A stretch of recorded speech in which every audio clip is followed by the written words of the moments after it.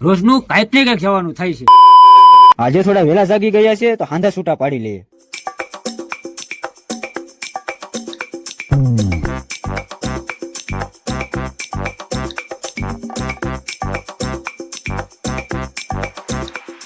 દુકાનમાં આવીને જોયું તો દૂધની થેલીઓ આવી ગઈ હતી.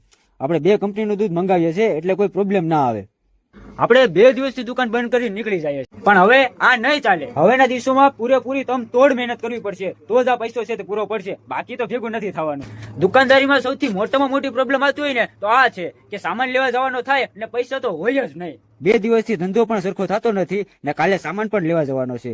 લગન કોકના હોય છે ને માથાકૂટ મારે વધી જાય છે.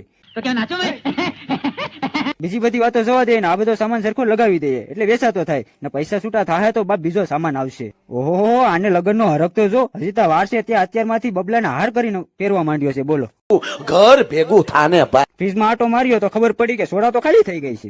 આપણી પાસે 3 પેટી સોડા છે તો મૂકી દઈએ.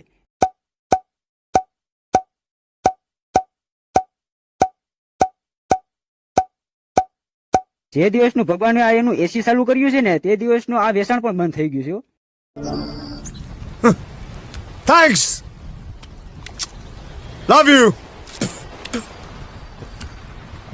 Forever.